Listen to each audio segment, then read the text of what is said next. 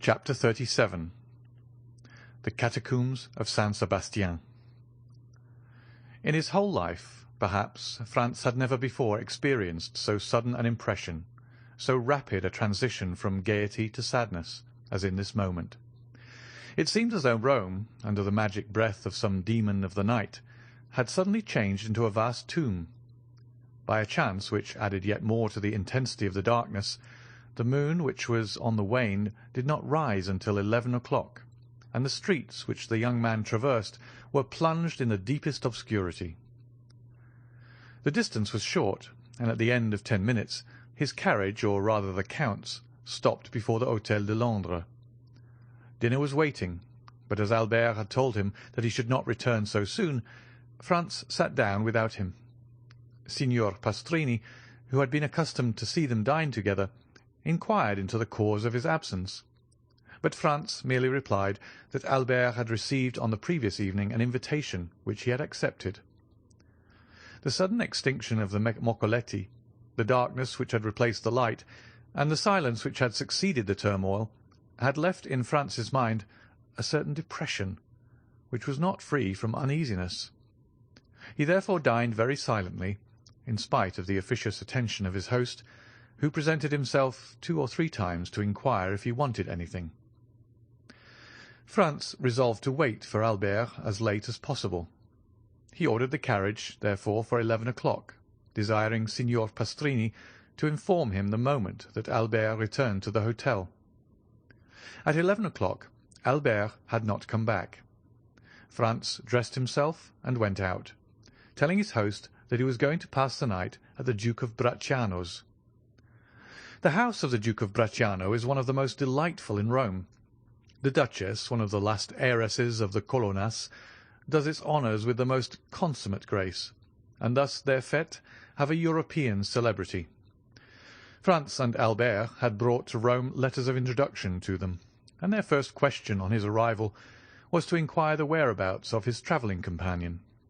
Franz replied that he had left him at the moment they were all about to extinguish the Moccoli, and that he had lost sight of him in the Via Macello. "Then he has not returned," said the Duke. "I waited for him until this hour," replied Franz. "And do you know whither he went?" "No, not precisely. However, I think it was something very like a rendezvous." "Diavolo!" said the Duke. "This is a bad day, or rather a bad night, to be out late, is it not, Countess?" These words were addressed to the Countess G., who had just arrived and was leaning on the arm of Signor Torlonia, the Duke's brother. "I think, on the contrary, that it is a charming night," replied the Countess. "And those who are here will complain of but one thing. It's too rapid flight." "I'm not speaking," said the Duke with a smile, "of the persons who are here. The men run no other danger than that of falling in love with you, and the women of falling ill of jealousy at seeing you so lovely. I meant persons who are out in the streets of Rome." "Ah," asked the Countess, "who is out in the streets of Rome at this hour, unless it be to go to a ball?" "Our friend Albert de Morcerf, Countess, whom I left in pursuit of his unknown about 7 o'clock this evening," said Franz, "and whom I have not seen since." "And don't you know where he is?" "Not at all." "Is he armed?" "He is in masquerade." "You should not have allowed him to go," said the Duke to Franz. "You, who know Rome better than he does." "You might as well have tried to stop number 3 of the Barberi, who gained the prize in the race to-day," replied Franz. "And then, moreover, what could happen to him?" "Who can tell? The night is gloomy, and the Tiber is very near the Via Macello." Franz felt a sudden shudder run through his veins at observing that the feeling of the Duke and the Countess was so much in unison with his own personal disquietude. "I informed them at the hotel that I had the honour of passing the night here, Duke," said Franz, "and desired them to come and inform me of his return." "Ah," replied the Duke, "here, I think, is one of my servants who is seeking you." The Duke was not mistaken. When he saw Franz, the servant came up to him. "Your Excellency," he said, The master of the Hôtel de Londres has sent to let you know that a man is waiting for you with a letter from the Viscount of Morcerf." "A letter from the Viscount?" exclaimed Franz. "Yes." "And who is the man?" "I do not know." "Why did he not bring it to me here?" "The messenger did not say." "And where is the messenger?" "He went away directly he saw me enter the ballroom to find you." "Oh," said the Countess to Franz, "go with all speed. Poor young man! Perhaps some accident has happened to him." "I will hasten," replied Franz.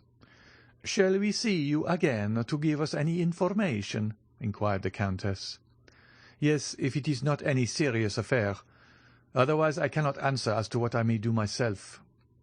"Be prudent in any event," said the Countess. "Oh, pray be assured of that." Franz took his hat and went away in haste. He had sent away his carriage with orders for it to fetch him at 2 o'clock. Fortunately, the Palazzo Bracciano, which is on one side in the Corso, and on the other in the Square of the Holy Apostles, is hardly 10 minutes' walk from the Hôtel de Londres. As he came near the hotel, Franz saw a man in the middle of the street. He had no doubt that it was the messenger from Albert. The man was wrapped up in a large cloak. He went up to him, but to his extreme astonishment, the stranger first addressed him. "What wants your Excellency of me?" inquired the man, retreating a step or two as if to keep on his guard. "Are not you the person who brought me a letter?" inquired Franz. "From the Viscount of Morcerf?" "Your Excellency lodges at Pastrini's hotel?" "I do." "Your Excellency is the travelling companion of the Viscount?" "I am." "Your Excellency's name?" "Is the Baron Franz d'Épinay." "Then it is to your Excellency that this letter is addressed." "Is there any answer?" inquired Franz, taking the letter from him. "Yes, your friend at least hopes so." "Come upstairs with me, and I will give it to you." "I prefer waiting here," said the messenger with a smile. "And why?" "Your Excellency will know when you have read the letter." "Shall I find you here, then?" "Certainly." Franz entered the hotel. On the staircase he met Signor Pastrini. "Well?" said the landlord. "Well, what?" responded Franz. "You have seen the man who desired to speak with you from your friend?" he asked of Franz. "Yes, I have seen him," he replied, "and he has handed this letter to me.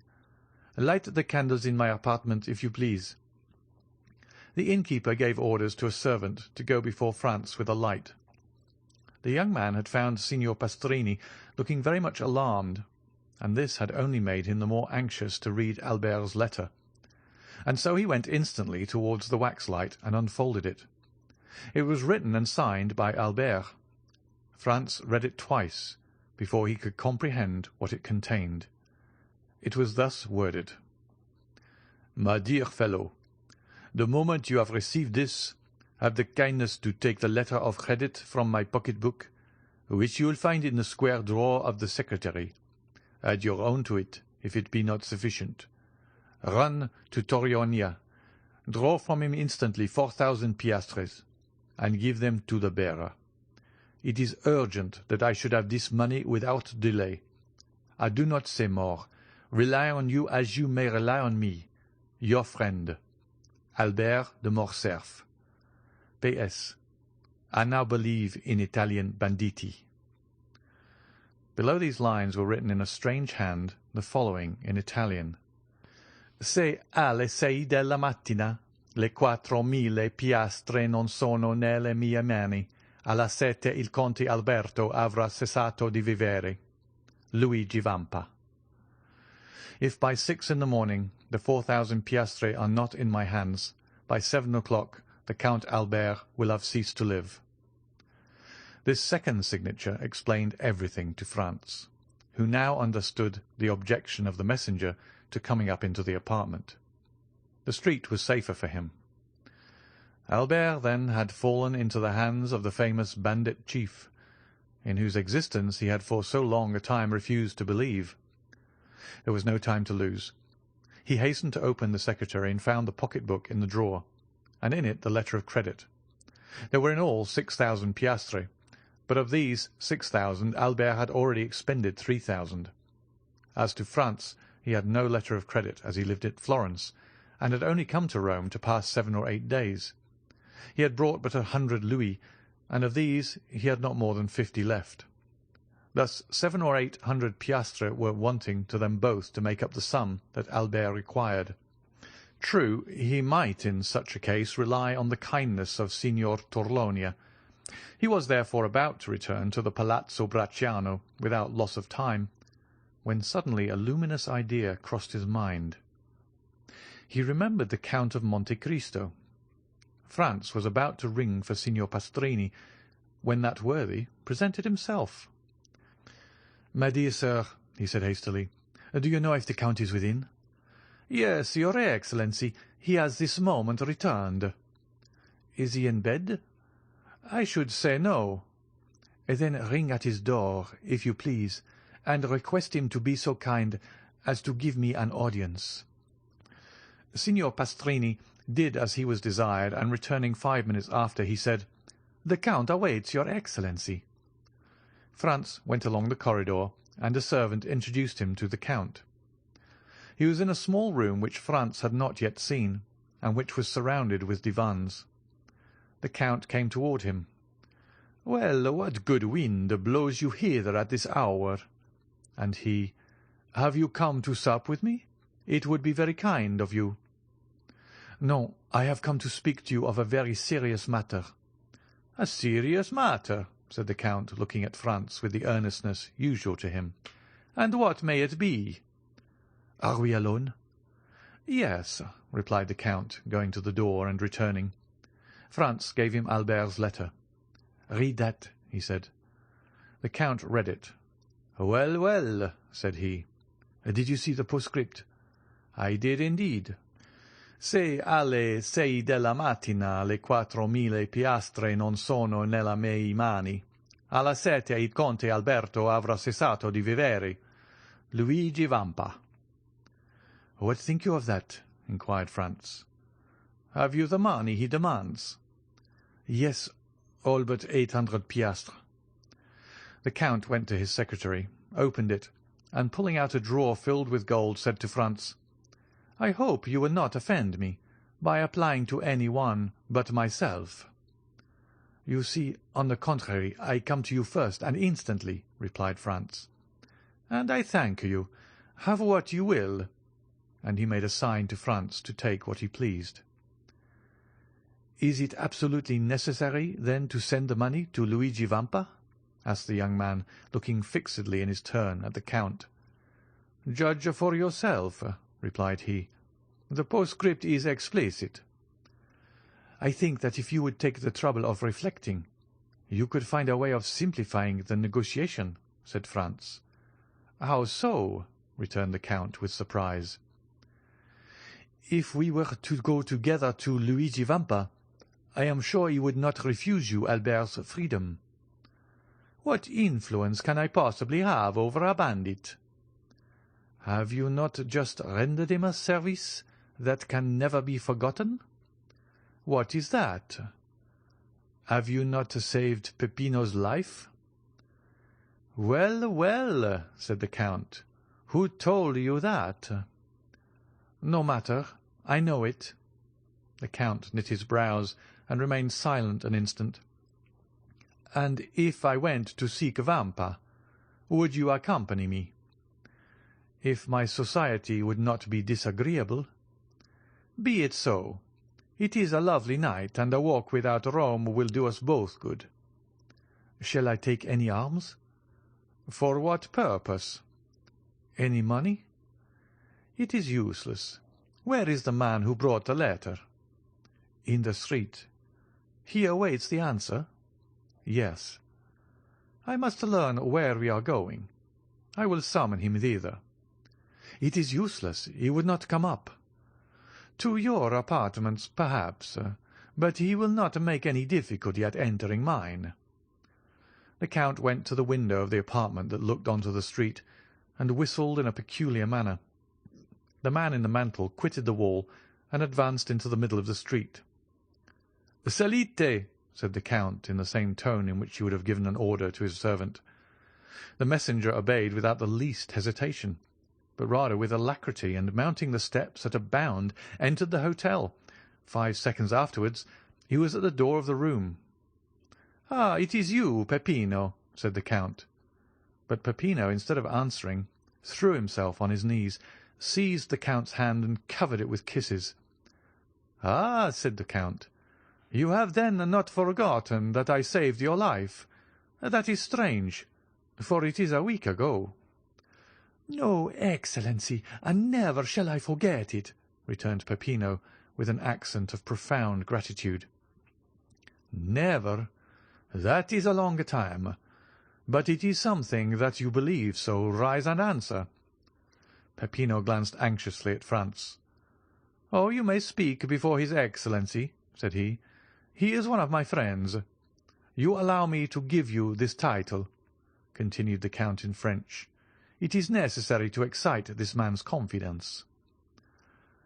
"You can speak before me," said Franz. "I am a friend of the Count's." "Good," returned Peppino. "I am ready to answer any questions your Excellency may address to me." "How did the Viscount Albert fall into Luigi's hands?" "Excellency, the Frenchman's carriage passed several times, the one in which was Teresa." "The chief's mistress?" "Yes, the Frenchman threw her a bouquet. Teresa returned it, all this with the consent of the chief, who was in the carriage." "What?" cried Franz. "Was Luigi Vampa in the carriage with the Roman peasants?" "It was he who drove it disguised as the coachman," replied Peppino. "Well?" said the Count. "Well, then, the Frenchman took off his mask. Teresa, with the chief's consent, did the same. The Frenchman asked for a rendezvous. Teresa gave him one. Only, instead of Teresa, it was Beppo who was on the steps of the church of San Giacomo." "What?" exclaimed Franz. "The peasant girl who snatched his moccoletto from him?" "Was a lad of 15, replied Peppino. "But it was no disgrace to your friend to have been deceived. Beppo has taken in plenty of others." "And Beppo led him outside the walls?" said the Count. "Exactly so. A carriage was waiting at the end of the Via Macello. Beppo got in, inviting the Frenchman to follow him, and he did not wait to be asked twice. He gallantly offered the right-hand seat to Beppo, and sat by him. Beppo told him he was going to take him to a villa a league from Rome. The Frenchman assured him he would follow him to the end of the world.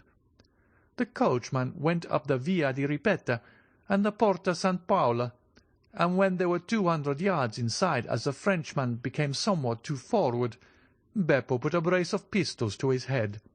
The coachman pulled up and did the same. At the same time, 4 of the band, who were concealed on the banks of the Almo, surrounded the carriage. The Frenchman made some resistance and nearly strangled Beppo, but he could not resist 5 armed men, and was forced to yield. They made him get out, walk along the banks of the river, and then brought him to Teresa and Luigi, who were waiting for him in the Catacombs of San Sebastian." "Well," said the Count, turning towards Franz, "it seems to me that this is a very likely story. What do you say to it?" "Why, that I should think it very amusing," replied Franz, "if it had happened to any one but poor Albert." "And in truth, if you had not found me here," said the Count, "it might have proved a gallant adventure which would have cost your friend dear. But now, be assured, his alarm will be the only serious consequence." "And shall we go and find him?"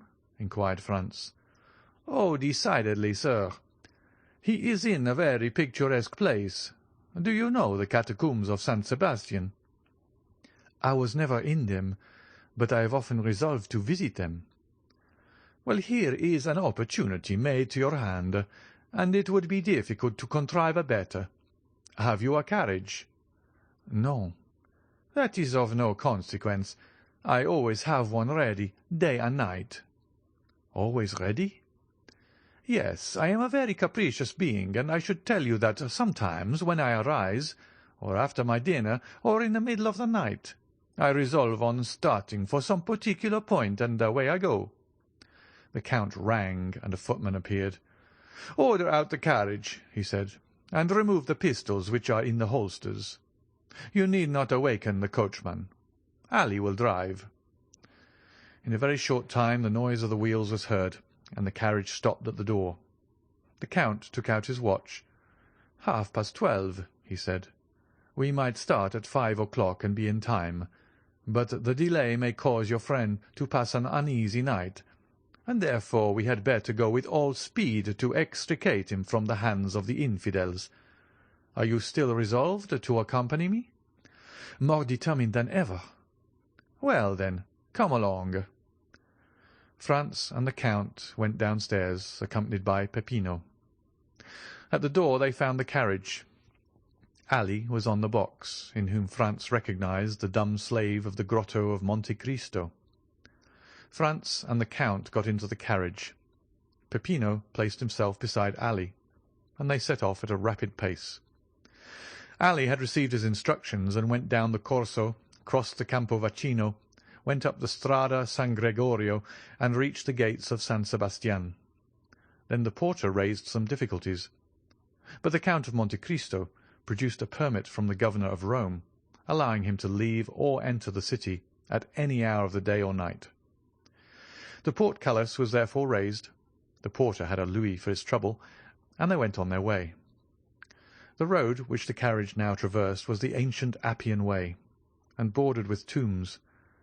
From time to time, by the light of the moon which began to rise, Franz imagined that he saw something like a sentinel appear at various points among the ruins, and suddenly retreat into the darkness on a signal from Peppino. A short time before they reached the baths of Caracalla, the carriage stopped. Peppino opened the door, and the Count and Franz alighted. "In 10 minutes," said the Count to his companion, "we shall be there." He then took Peppino aside, gave him an order in a low voice, and Peppino went away, taking with him a torch brought with them in the carriage. 5 minutes elapsed, during which Franz saw the shepherd going along a narrow path that led over the irregular and broken surface of the Campagna, and finally he disappeared in the midst of the tall red herbage, which seemed like the bristling mane of an enormous lion. "Now," said the Count, "let us follow him." Franz and the Count in their turn then advanced along the same path, which, at the distance of 100 paces, led them over a declivity to the bottom of a small valley. They then perceived 2 men conversing in the obscurity. "Ought we to go on?" asked Franz of the Count, "or shall we wait a while?" "Let us go on. Peppino will have warned the sentry of our coming." One of the 2 men was Peppino, and the other a bandit on the lookout. Franz and the Count advanced, and the bandit saluted them. "Your Excellency," said Peppino, addressing the Count, "if you will follow me, the opening of the catacombs is close at hand." "Go on, then," replied the Count. They came to an opening behind a clump of bushes, and in the midst of a pile of rocks by which a man could scarcely pass. Peppino glided first into this crevice. After they got along a few paces, the passage widened. Peppino passed, lighted his torch, and turned to see if they came after him. The Count first reached an open space, and Franz followed him closely. The passageway sloped in a gentle descent, enlarging as they proceeded. Still Franz and the Count were compelled to advance in a stooping posture, and were scarcely able to proceed abreast of one another. They went on 150 paces in this way, and then were stopped by "Who comes there?" At the same time they saw the reflection of a torch on a carbine barrel. "A friend," responded Peppino, and, advancing alone towards the sentry, he said a few words to him in a low tone, and then he, like the first, saluted the nocturnal visitors, making a sign that they may proceed. Behind the sentinel was a staircase with 20 steps. Franz and the Count descended these and found themselves in a mortuary chamber. 5 corridors diverged like the rays of a star, and the walls, dug into niche, which were arranged one above the other in the shape of coffins, showed that they were at last in the catacombs. Down one of the corridors, whose extent it was impossible to determine, rays of light were visible. The Count laid his hand on Franz's shoulder. "Would you like to see a camp of bandits in repose?" he inquired. "Exceedingly," replied Franz.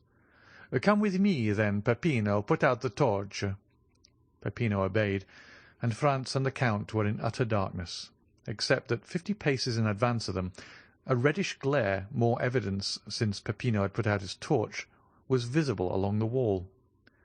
They advanced silently, the Count guiding Franz as if he had the singular faculty of seeing in the dark. Franz himself, however, saw his way more plainly in proportion as he went on towards the light, which served in some manner as a guide. 3 arcades were before them, and the middle one was used as a door. These arcades opened on one side into the corridor where the Count and Franz were, and on the other into a large square chamber, entirely surrounded by niche, similar to those of which we have spoken. In the midst of this chamber were 4 stones, which had formerly served as an altar, as was evident from the cross which still surmounted them. A lamp placed at the base of a pillar lighted up with its pale and flickering flame the singular scene which presented itself to the eyes of the 2 visitors concealed in the shadow. A man was seated with his elbow leaning on the column, and was reading with his back turned to the arcades, through the openings of which the newcomers contemplated him. This was the chief of the band, Luigi Vampa. Around him, and in groups according to their fancy, lying in their mantles, or with their backs against a sort of stone bench, which went all around the columbarium, were to be seen 20 brigands or more, each having his carbine within reach. At the other end, silently, scarcely visible, and like a shadow, was a sentinel, who was walking up and down before a grotto, which was only distinguishable because in that spot the darkness seemed more dense than elsewhere.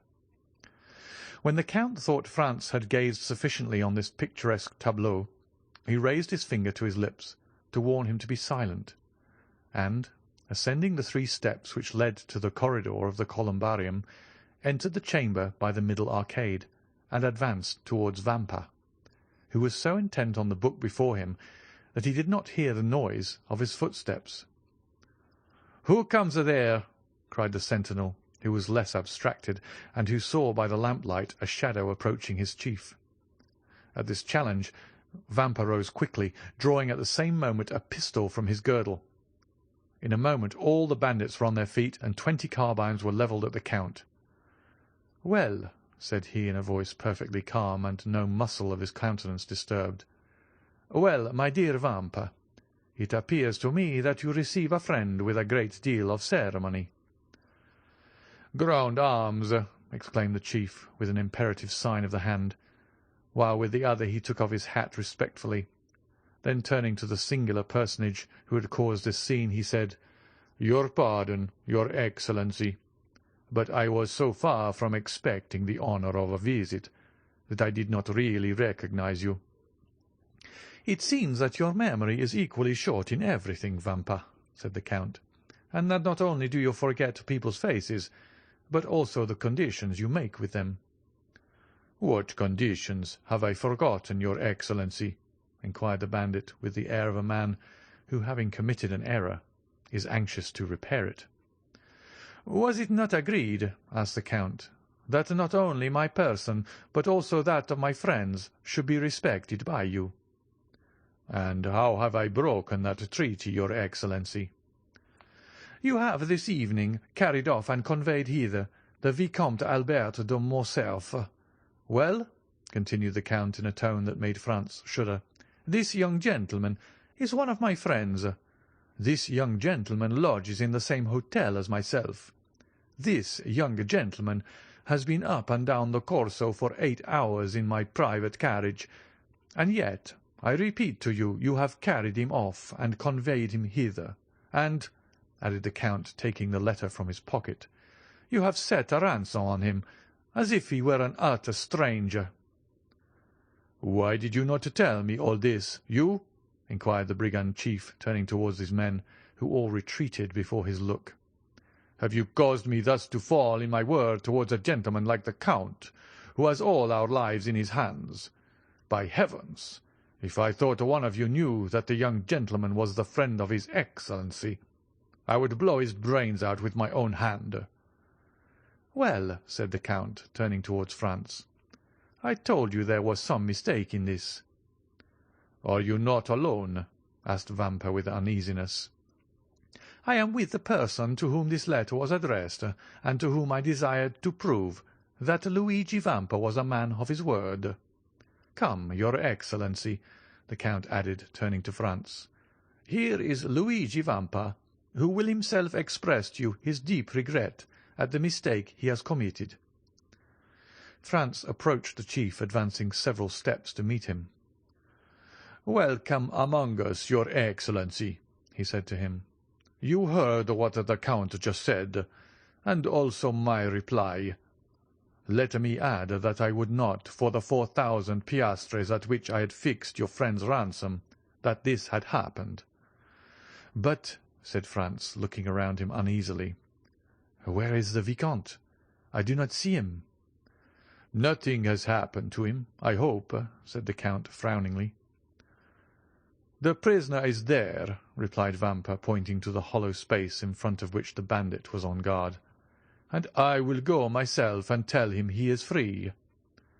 The chief went towards the place he had pointed out as Albert's prison, and Franz and the Count followed him.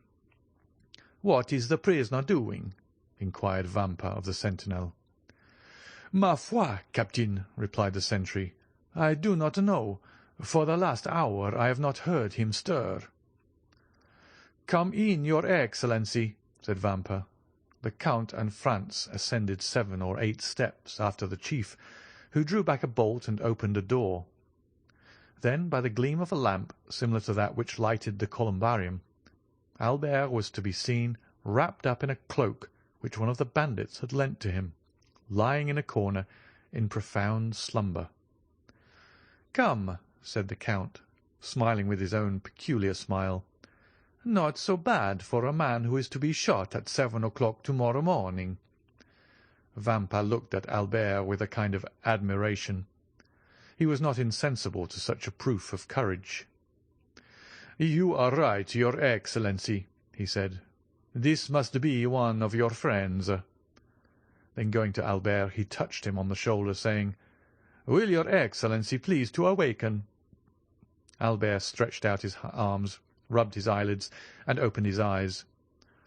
"Oh," said he, "is it you, Captain? You should have allowed me to sleep. I had such a delightful dream. I was dancing the galop at Trollonia's with the Countess G." Then he drew his watch from his pocket that he might see how time sped. "1:30 only," said he. "Why the devil do you rouse me at this hour?" "To tell you that you are free, your Excellency." "My dear fellow," said Albert with perfect ease of mind, "remember for the future Napoleon's maxim, 'Never awaken me but for bad news.' If you had let me sleep on, I should have finished my gallop, and have been grateful to you all my life. So then, they have paid my ransom?" "No, your Excellency." "Well then, how am I free?" "A person to whom I can refuse nothing has come to demand you."